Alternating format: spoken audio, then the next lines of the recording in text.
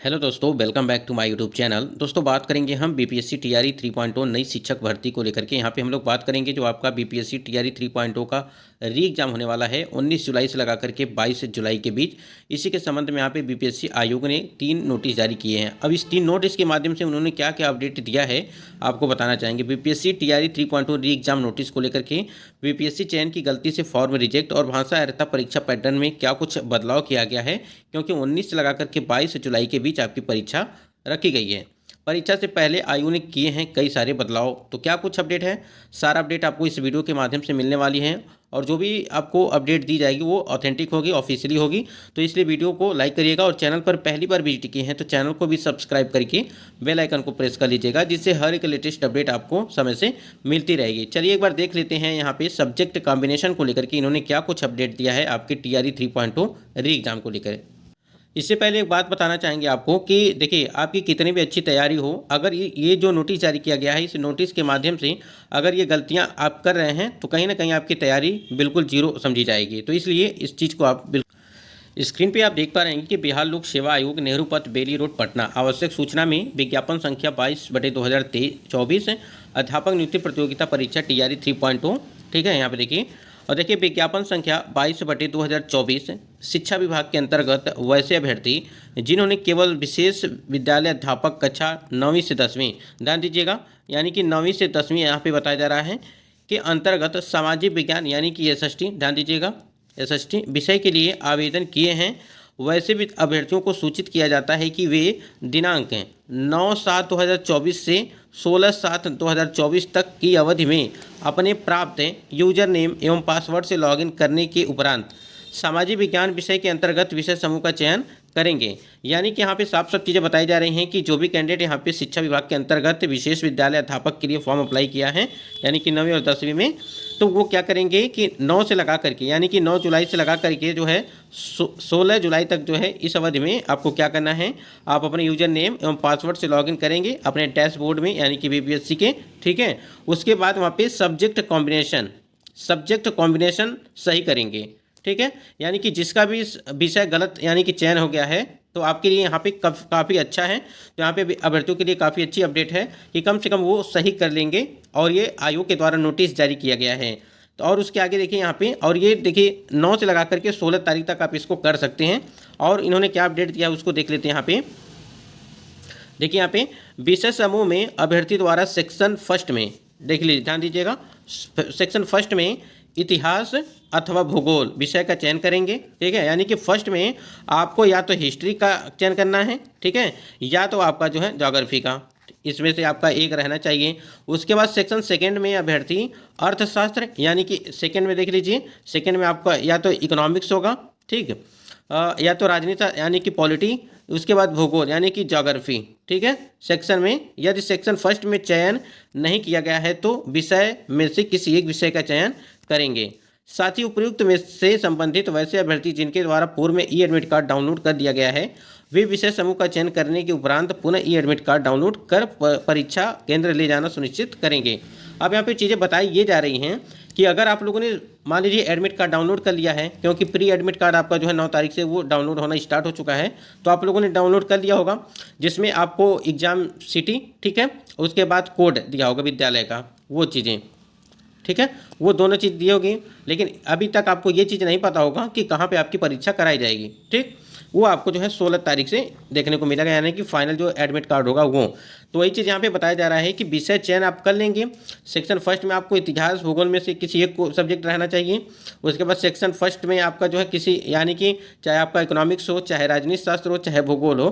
ठीक, यदि section first में चयन नहीं किया गया है तो विषय में से किसी एक विषय का चयन करेंगे। तो यहाँ तक आप बातें समझ गए होंगे क्या चीज़ पूछा जा रहा है, यानी कि जो सेक्शन फर्स्ट में है वो सेक्शन सेकंड में नहीं है। उसके बाद देखिए, अगर वही चीज़ बताया जा रहा है इसमें कि अगर आप डाउनलोड कर दिए हैं तो फिर से जो है आप डाउनलोड करेंगे अपना जो है यहाँ पे सब्जेक्ट कॉम्बिनेशन को सही करके, फिर से जो है दोबारा अपना एडमिट कार्ड वो डाउनलोड करेंगे। ये तो अभ्यर्थियों के लिए हो गई आपका सब्जेक्ट कॉम्बिनेशन को लेकर के कि यहाँ पे आपको सुधार करने के लिए कम से कम बीपीएससी आयोग ने आपको मौका दिया। ठीक है।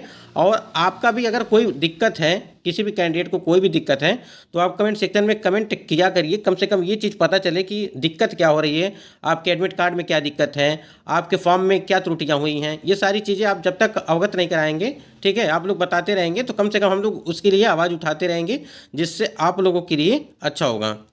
अगर ये सारी प्रक्रिया देखिए, यहाँ पे बीपीएससी आयोग ने अगर नोटिस जारी किया है, तो आगे चल करके आपको कोई दिक्कत नहीं होगा। अगर जो भी कैंडिडेट इस नोटिस को नहीं जान पा रहे होंगे, तो कहीं ना कहीं वो आगे चल करके उनको काफ़ी दिक्कत होगी, क्योंकि आपका जब डीवी कराया जाएगा, यानी कि डॉक्यूमेंट वेरिफिकेशन जब कराया जाएगा, तो उस समय आपको जो है बाहर कर दिया जाएगा, अगर आपकी चीज़ें ये सही नहीं पाई गई। क्योंकि अगर आयोग आपको मौका दे रहा है, तो आप उसको सही नहीं करा रहे हैं, तो कहीं ना कहीं आपकी गलती मानी जाएगी।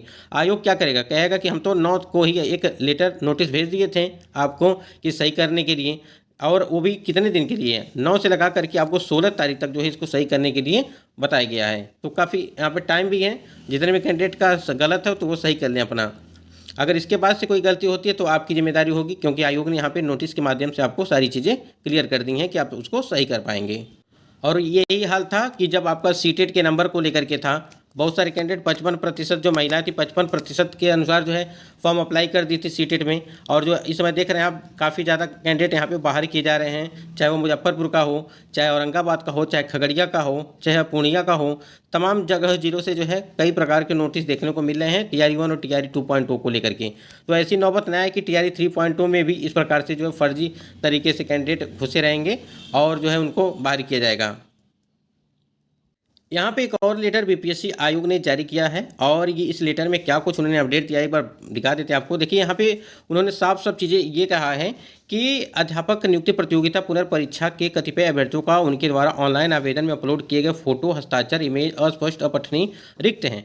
वैसे अभ्यर्थियों की सूची किया जाता है कि वे निम्नलिखित कागजात साक्ष्य परीक्षा निर्धारित तिथि 19 से लगा करके 22 तक की परीक्षा के लिए संबंधित परीक्षा केंद्राधीक्षक को समर्पित करना सुनिश्चित करेंगे। यानी कि ये फॉर्म, यानी कि डिक्लेरेशन फॉर्म की बात चल रही है, ठीक है। तो डिक्लेरेशन फॉर्म आपको केंद्र पे जमा करना है। देखिए इसमें आपको क्या क्या चीज़ें हैं हम आपको बता देते हैं कि एक आपका डिक्लेरेशन फॉर्म रहेगा, और किस प्रकार से आपको उसको सही करना है वो भी हम आपको दिखाएंगे। देखिए यहाँ पे पहले नंबर पर लिखा है कि अभ्यर्थी आयोग के वेबसाइट पर उपलब्ध घोषणा पत्र को पूर्ण रूप से भर करके उन निर्दिष्ट स्थान पर किसी राजपत्रित पदाधिकारी से अभिप्रमाणित रंगीन फोटो चिपकाएंगे।